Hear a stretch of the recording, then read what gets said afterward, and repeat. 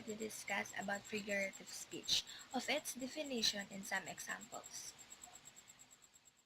A figure of speech is a word or phrase that possesses a separate meaning from its literal definition. It can be metaphor or simile. Designed to make a comparison, it can be a repetition of hyperbole to provide a dramatical effect. Now, let's go for the some literal devices like alliteration, anaphora, hyperbole, metaphor, and simile. The first one is alliteration. Alliteration is the repetition of the beginning sounds of neighboring words.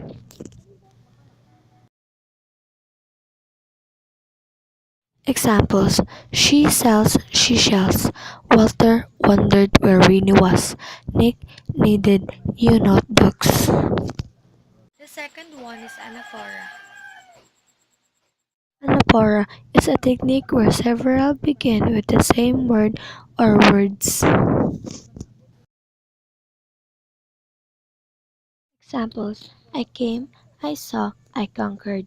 Mad World, Mad Kings, Mad Compositions. The third one is hyperbole.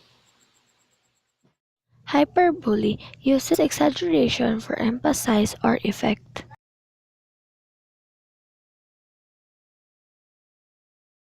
Examples: I've told you to stop 1,000 times.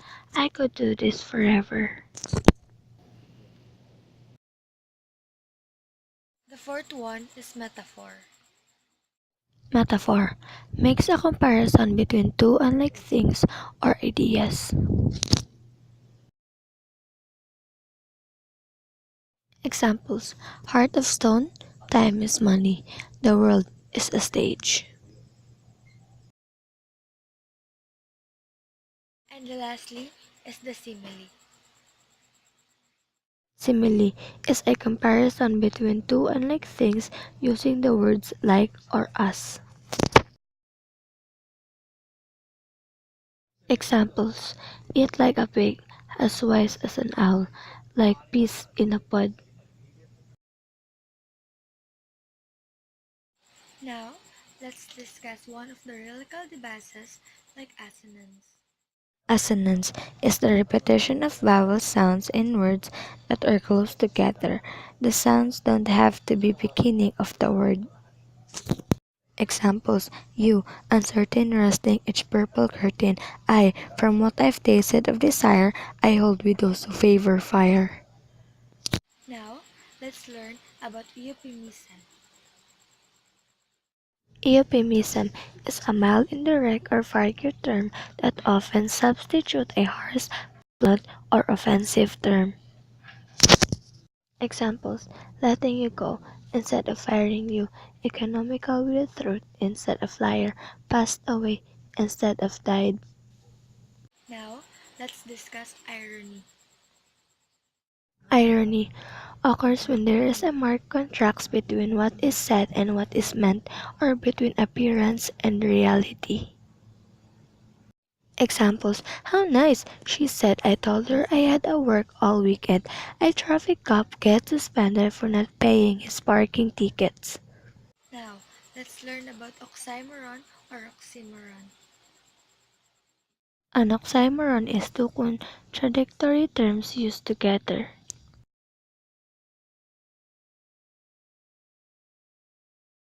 Examples: Peace Force, Jumbo Shrimp, Sweet Sorrow, Free Market. Now, it's time to learn about understate. An understatement occurs when something appears less important or less serious. Examples: It's just a scratch, referring to a large dent. The weather is cooler today, referring to the driest desert in the world. Now, let's go for the second topic titled Adverb of Affirmation and Negation. Adverb of affirmation and negation is a word which declares that something is true or some equivalent expression or negative. statement, judgment, or logical proposition. Example of affirmation and negation are certainly, definitely, never, no, etc. The first two words are the adverb of affirmation while the latter of the adverbs of negation.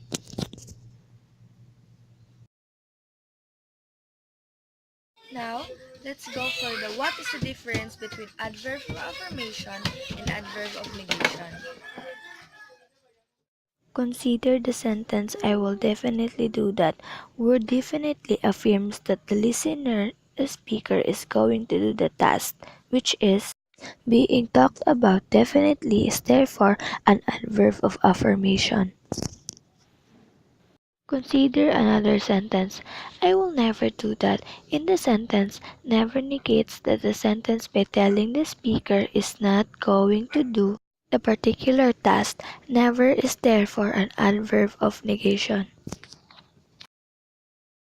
Now, let's learn about modals, about its definition, types, and its function.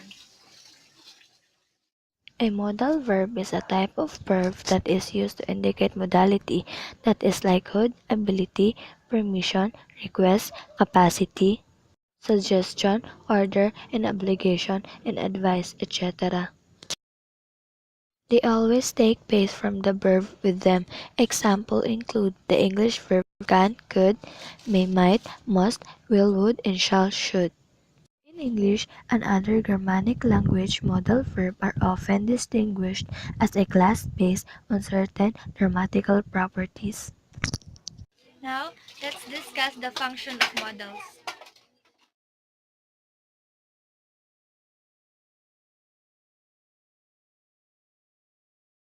A modal auxiliary verb gives information about the function of the main verb that it's govern. Modal have a wide variety of communication functions, but these functions can generally be related to a scale ranging from possibility, may, to necessity, must. Now, here we go for the following types of modals.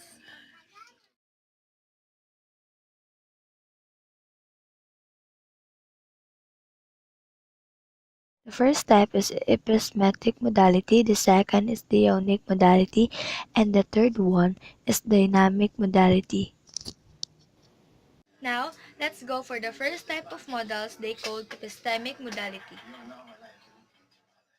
Epistemic modalities is a type of linguistic modality that deals with a speaker's evaluation or judgment of degree of convenience in or belief of the knowledge upon which a proposition is based.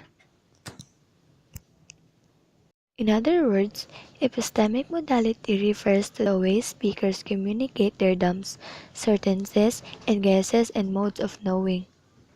More technically, epistemic modality may be defined as an evaluation of the changes in a certain hypothetical state of affairs under consideration will occur, is occurring, or has occurred in a possible world, which serves as a universe of interpretation of a evaluation process. Now, let's go for the second type of modals they called deontic or deonic modality. The unique modality is a linguistic modality that indicates how the world ought to be according to certain norms, expectations, speaker desire, etc. In other words, a deonic expression indicates that the state of world does not meet some standards of view, whether that standard be social, personal, etc. Sentence containing the deonic model generally indicates some action that will change the world that is becomes closer to the standard or deal. Now, let's move on for the third type of modals they called dynamic modality. Dynamic modality is a linguistic modality that is the ability of requirement of the subject to do something. Dynamic modality is non-subject and construct to the dynamic modality is expressed with can or will.